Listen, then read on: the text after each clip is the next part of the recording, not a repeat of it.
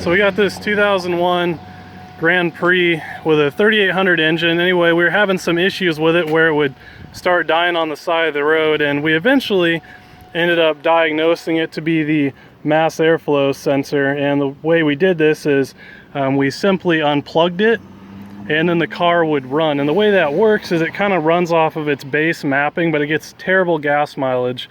But anyway, when we unplugged that, the car would actually run and drive down the road again, where it wouldn't with it plugged in. But anyway, we got it plugged in now. If you want to go ahead and fire it up or try.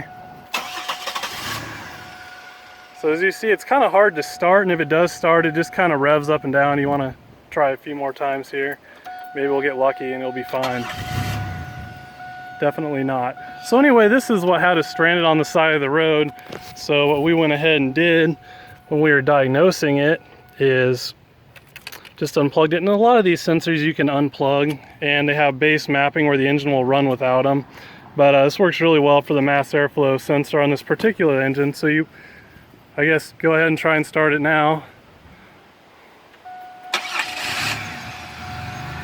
And there it is, where you could actually run and drive this around, but it's gonna get terrible fuel economy. But as you see, if you do get stranded, this is what you can do. So kind of what causes this is either the mass airflow sensor is bad, or in this case, since it's such an expensive sensor, we went up to Walmart, got some of the cleaner for about $7, and we sprayed it all out and cleaned it off and reinstalled it, and the car would run again. Now over time, it would start to have issues again, and as you see, we have the issue once more. And I got to looking around, and someone had misinstalled the air filter, so it was allowed to suck dirt on into the air box and into the engine. And so that was allowing in a lot more dirt than, you know, anything what you would normally see particle size wise, and it was getting on the mass airflow sensor. So I put a new filter in it, and it ran really good for a while and started doing it again. But what we have going on now, since it was installed wrong, is in all this tubing you have little particulate of dirt and stuff, and after the car runs for a little bit, it'll again go up to the sensor, and it'll get dirty and it'll start having issues. So we're gonna go ahead and shut this thing off. We'll pull this out, spray it out, and then start it up again, just to show that that is indeed the issue. And then what I'm gonna do on this particular vehicle is we're gonna remove all this intake tubing and air box and wash it out, so we get all that dust and debris out of there, and then we stop having this issue.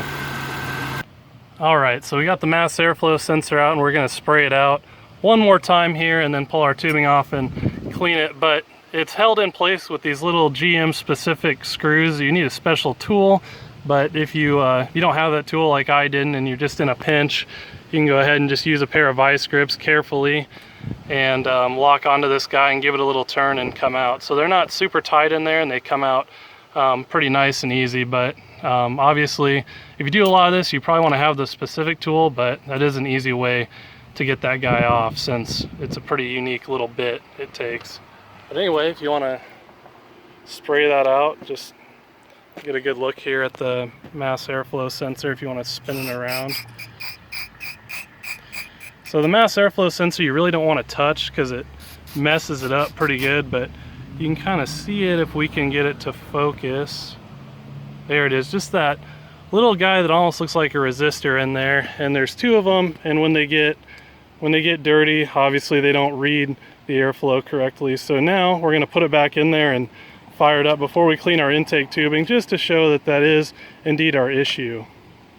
All right, so now we got everything hooked back up. We're just going to go ahead and start it here. You want to make sure that you give it ample time to dry, or else it'll keep having the issue. But as you see, it's all plugged in like it's supposed to be. It starts up just fine, but it seems like I've had to clean this out numerous times.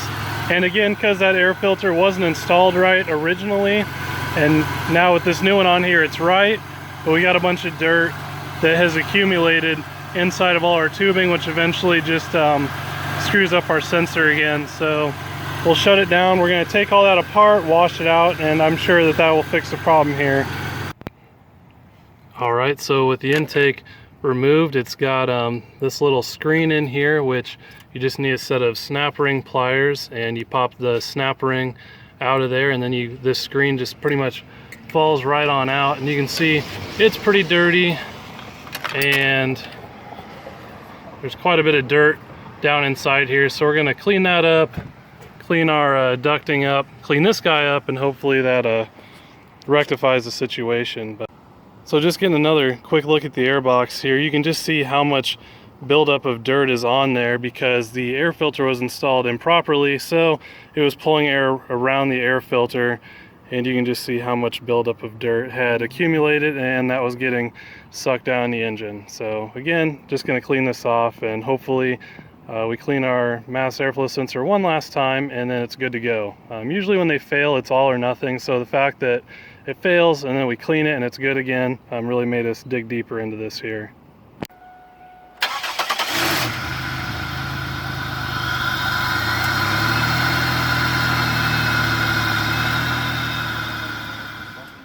What year is this car? 2001. 20, what? 2001.